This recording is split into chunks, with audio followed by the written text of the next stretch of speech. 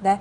국내 변수보다는 해외 쪽에서의 굵직굵직한 이벤트, 그리고 내부적으로는 여전히 실적에 따라서 종목들 희비가 엇갈립니다. 내일장에서는 뭔가 또 다른 이슈들이 있는 걸까요? 내일장 미리 보기에서 짚어보시죠.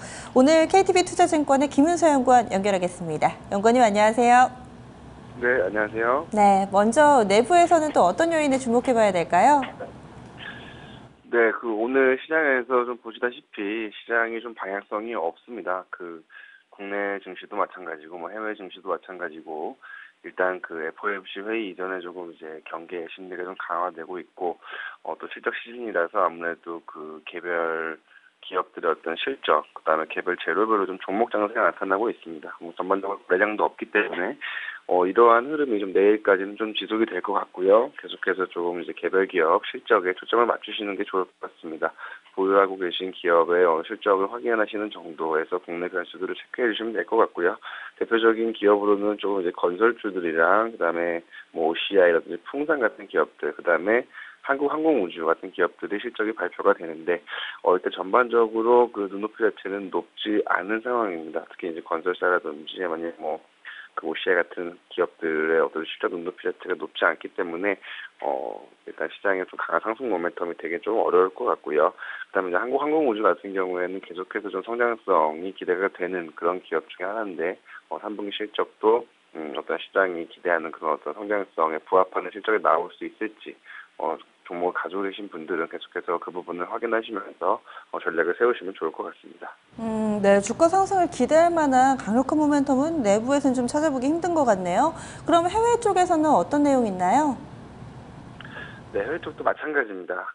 FOMC 회의가 이제 오늘 밤부터 시작이 되고, 우리 시간으로는 29일 새벽 3시에 이제 성명서가 나오게 됩니다. 그래서 이제 물론 이제 이번 10월 FOMC 회의에서 연준 어떤 갑작스러운 금리 인상이 발표될 가능성은 높지 않지만, 어쨌든 정책적인 부분이기 때문에 결과를 확인하기 전까지는 위쪽이나 아래쪽으로나 양쪽으로 좀 방향성을 강하게 잡기 어려운 그런 상황이죠. 그렇기 때문에 해외 쪽에서도 오늘 밤에는 글쎄요, 특별히 어떤 시장의 방향성을 좌우할 만한 좀 강한 모멘텀이 나오기에는 어렵다라고 보고 있고요. 미국에서도 계속해서 주요 기업들의 실적이 발표가 됩니다.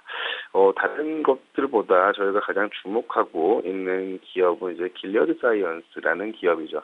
미국 바이오 나스닥에서 가장 큰 비중을 차지하고 있고, 결국에는 미국 나스닥 바이오의 어떤 상승을 좀 대표하는 좀 대장주이기 때문에 이 길리어드 사이언스의 실적 결과에 따라서 미국 나스닥 바이오 업종 전반에 좀 투자 심리가 바뀔 수가 있습니다. 최근에 이제 어떤 정치적인 이슈 때문에 바이오 업종들이 좀 동반적으로 크게 조정을 받고, 그 이후에 좀 뚜렷한 회복이 좀 나타나기 어려운 그런 상황인데, 만약에 이제 실적이 생각보다 잘 나와준다면 좀 부진했던 바이오 업종의 어떤 투자 심리가 개선이 될 수 있고, 이런 부분들은 분명히 그 다음 날이죠. 내일 우리나라 시장에도 영향을 미칠 수 있습니다.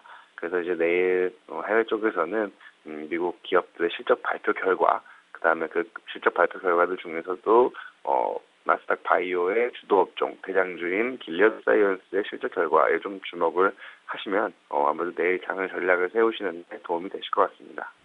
네. 이 바이오 관련주 우리나라에서도 좀 연동이 될지 관심이 좀 모아지네요. 그럼 내일장 전반적으로 우리 증시 분위기는 어떨까요? 이에 따른 전략도 주시죠. 네, 앞서 잠시 말씀드렸겠지만 내일도 이제 오늘과 이제 크게 다를 것이 없는 그런 좀 유사한 시장 흐름이 예상이 되고 있습니다.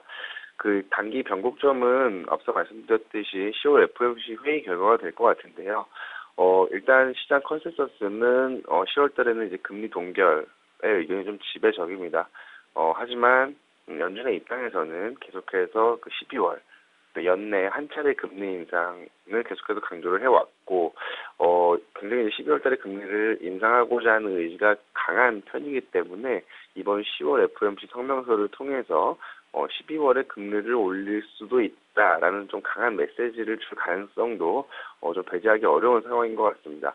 이럴 경우에 시장은 지금 연내 금리 인상을 못하는 쪽에 좀 무게를 싣고 있는데, 그런 상황에서 갑작스럽게 연내 금리 인상 가능성이 높아지면 이 부분은 시장에 좀 일시적으로 충격을 줄 수 있습니다. 하지만 이 부분은 이제 단순히 좀 조정 관점을 접근을 하시는 게 좋을 것 같고, 어쨌든 한 차례 금리를 연내 인상한 뒤에 내년에 다시 매우 완만하고 점진적인 금리 인상 기조에 대한 예상치가 높기 때문에 한 차례 만약에 금리를 올린다는 강한 시그널이 있어서 시장이 그것 때문에 충격을 받는다면 투자자 여러분들께서는 그 조정을 좀 매수 기회로 활용하시는 그런 전략으로 삼으셨으면 좋겠고요. 죄송합니다. 그다음에 이제 그 종목이나 업종 관점에서는 아무래도 그 2,000포인트 상단에서는 코스피 밴드 상단 쪽이기 때문에 대형주 쪽에 추가 상승 여력이 있다기보다는 계속해서 중소형주 쪽, 또 실적 가시성이 높은 중소형주 쪽에 아무래도 상승 여력이 크다고 보고 있습니다. 그렇기 때문에 FOMC의 결과 이후에 시장에 충격이 있을 때는 네. 네.